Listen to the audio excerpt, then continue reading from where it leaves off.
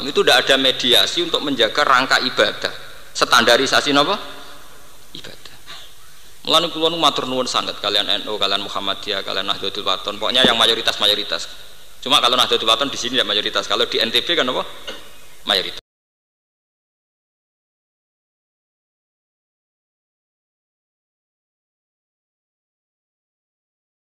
Padha kanca kula sing istihad kula di kanca wartawan KR nang ngoten. Pak Bah, sampean sebagai ulama berani ndak mewajibkan balang jumroh. Maksudnya lah hajinya kan pakai uang korupsi, padha setane teman-teman gitu. Jadi dia protes ini. Dia kan wartawan, kan sering loh pejabat koruptor itu udah usah balang jumroh lah Pak Bah. Padha setane antem. Mbok yang rukun saja. Podo setane dan apa? Antem-antem. Artinya kalau ruang istiadah ini dibuka mboten karu-karuan. Iku waktu gale kiai sing ra setuju istighosah jare. Istighosah ora setuju alasan pangeran jadi demonstrasi jare. Mergo kelompok banyak mendemo Tuhan. Ya itu kan pikiran-pikiran begitu tuh liar. Artinya kalau tidak ada sawadil adzam itu tidak ada mediasi untuk menjaga rangka ibadah, standarisasi apa? Ibadah. Mulane kula nu matur nuwun sanget kalian NU, kalian Muhammadiyah, kalian Nahdlatul Wathon. Pokoknya yang mayoritas. Cuma kalau Nahdlatul Wathon di sini tidak mayoritas. Kalau di NTB kan apa? Mayoritas. Yang mayoritas di NTB. Sampai sing dadi gubernur itu putrane Tuan Guru Agung. Gubernur NTB niku guse. Ketika mayoritas yang NTB kan Nahdlatul Wathon, sehingga pas pilihan langsung menang. Beliau itu dokter tafsir, jadi gubernur sing dokter tafsir ya namung putih NTB. Beliau kuliah di Al Azhar jadi MA masternya tafsir. Mulai ono pilihan langsung milah wong abahe ke tope mriko. Jadi gubernur ya kelurahan ya gowo jalalen. Lho nggih tenan. Lan kula nu umpama rapati kiai cara mboten gadah istiqomah mulang niku kula badhe teng NTB. Mergi seneng kula. Tapi wong kula kiai marang dadi dimacar. Wong kula untuk tugas teng Malaysia itu ya seminggu, teng Mekah nggih seminggu. Saya itu tidak berani tugas di luar itu. Misalnya jemben teng Palestina kalau sudah bisa itu paling nggih 2 minggu seminggu. Karena kita sudah tidak bisa penelitian kayak zaman riyen. Nah, kiai mari kiai kudu istiqomah, lara kowe dadi kiai napa? Lara. Tapi tak angen-angen wong jaminane swarga nggih tak nikmati mawon. Nggih ana ikhlas kan mlebu napa? Swarga. Sak larang-larange kampus bayar kula paling 10 juta. 10 juta mbek swarga kan larang napa? Swarga. Ngitunge ora kok sak seminaran piro? Sak seminaran paling banter 2 juta. Nak ngaji sampean swarga. Mulane kula nak ngaji. Dadi tanggep bayare larang sampean napa? Swarga. Lho itu kalau jiwai betul. Mulane kalau nu ngaji sak wulan pisan mawon, mari kekakean mlebu swarga malah. Malah ruwet malah pusing kakean malah pusing. Paham iki kula cerita nggih mayoritas nih. Lah mayoritas itu diciptakan oleh pemersatu. Jadi balik malih. Mayoritas itu bisa lahir kalau ada pemersatu. Yaitu dalam konteks NU Mbah Hasyim Asy'ari, dalam konteks Muhammadiyah Ahmad Dahlan. Pemersatu ini yang nanti menjadi imam kita. Dia menjadi imam kita. Sebetulnya pemersatu kita kalau induknya ya tentu Kanjeng Nabi. Tapi kita kan tahu itu lewat sanad-sanad itu. Misalnya kayak sarang hubungannya dengan Mbah Hasyim itu dulu Mbah Hasyim nanti ngaji Mbah Su'aib, Mbah Ahmad nanti ngaji Mbah Hasyim. Mungkin hubungannya Pondok Lirboyo Mbah Karim murid Mbah Hasyim. Mbah Hasyim ya kayak Mbah saya itu murid Termas Mbah Mahfud, Mbah Mahfud muridnya Sayyid Zaini Dahlan. Sayyid Zaini Dahlan nanti Syekh Bakir itu gurunya Mbah Hasyim. Pokoknya mubang-mubang kayak masih satu guru.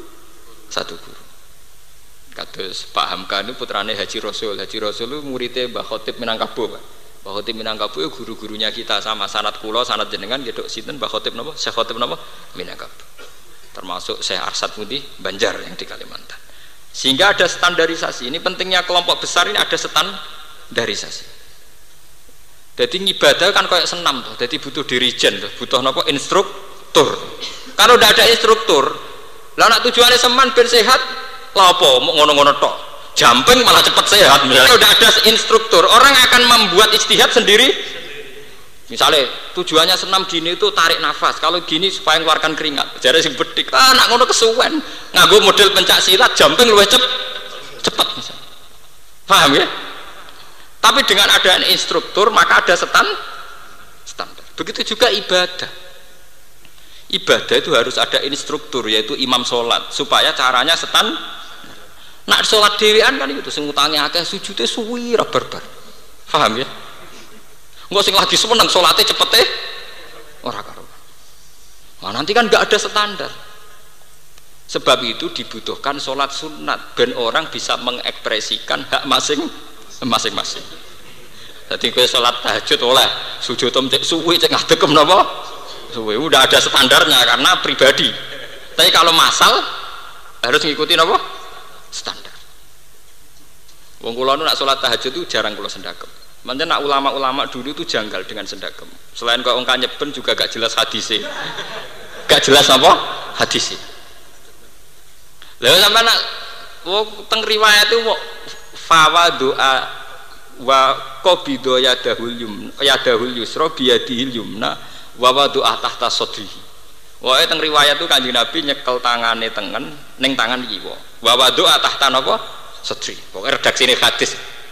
Tahta sodrihi nak kiai serodok males iku mengisore kenemen gak wong laya-laya kaya wong ngontrol perusahaan kan wonten kok sing salate ngeten-ngeten tok santai kok wong ngontrol apa perusahaan kaya mandor wono sing wong saking bingunge mbok saking disipline oleh semendakem nganti dituwari nganti wong kanjeben kan gak ada standarnya.